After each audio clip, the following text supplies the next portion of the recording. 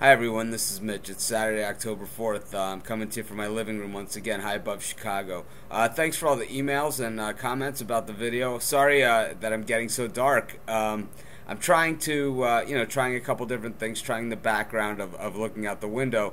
Unfortunately with that, my lack of video expertise, it's not perfect yet, but it might take us a couple more days, but I'm trying. So you guys hang in there with me, and we'll make up for it with the college football talk like we always do. Speaking of college football, last night in West Virginia, Cincinnati Bearcats looked mighty impressive with their third-string quarterback in there. He looked great, and the defense was just suffocating, just like we called it. That line was dropping like a rock, but we were still pounding Cincinnati all the way down. I don't understand why the line was dropping in that game, and people were all over Marshall, but we liked the Bearcats, and it worked out exactly how we called it yesterday, saying that it was the Bearcat defense that was going to set up the offense. The Bearcat defense was scoring points, blocking punts. They were creating field position. Just a great job by the Bearcats all the way around. Over in Utah, Brigham Young had the game covered, and then all of a sudden they decided they wanted to let Utah State score a couple touchdowns. I didn't understand what they were doing out there. That game could have easily been 75-0. It was 34-0, which would have been a cover for us. Then they decided to stop playing. So, we like Brigham Young. Well, it's not like we're not going to be on them anymore. We're just not happy about what they did last night. Still, we're even on yesterday's games. We like the Bearcats more anyway, so we certainly played it that way. So, We'll take it for what it is, and we'll move on to today's great slate of games. We got wall-to-wall football coverage all day, starting at 11 o'clock Chicago time. That's 12 Eastern, and 9 o'clock for you guys out on the West Coast. A lot of Big Ten action early. Minnesota in action against Indiana, Michigan State, Iowa.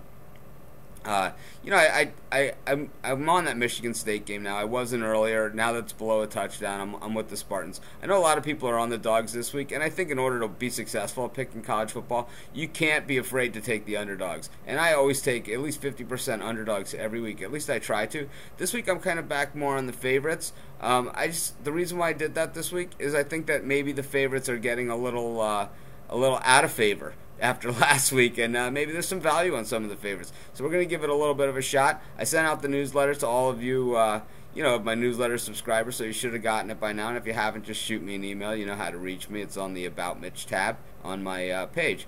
Let's move on to some more games. We got Kentucky and Alabama playing this afternoon. Notre Dame and Stanford.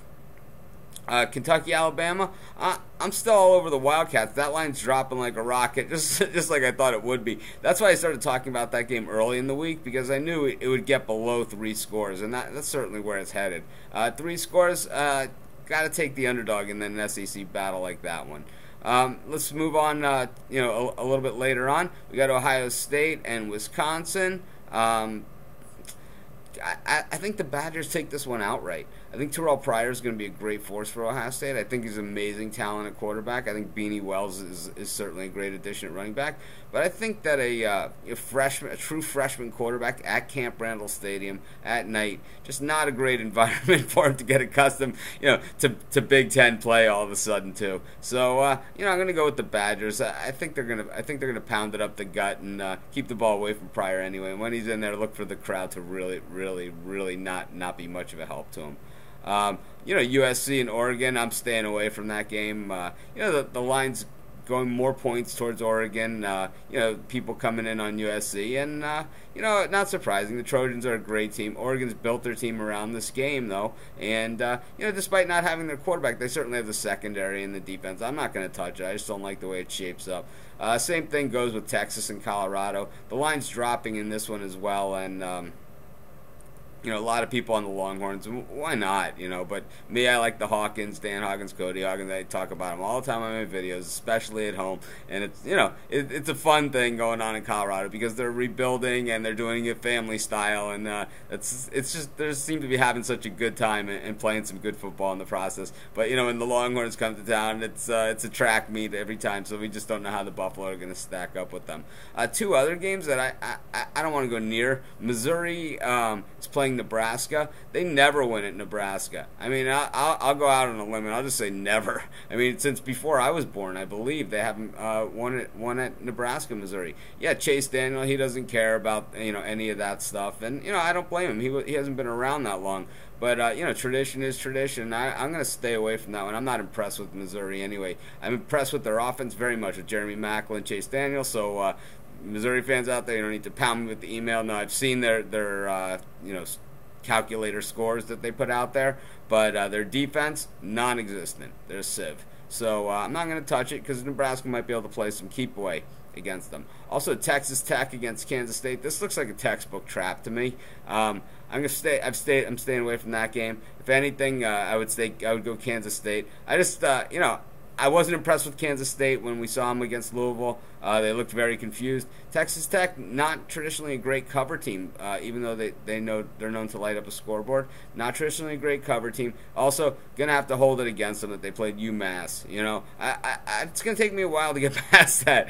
It's like who schedules UMass? In any event, my video is getting long today. It is game day, and there's a lot more games to talk about. So if you guys, you want to just post a comment, send me an email, do whatever you like. We'll go to the forums, talk college football. I'll be around all day. I'll have the computer with me. So take care and have a great one. This is Mitch. Thanks for joining me.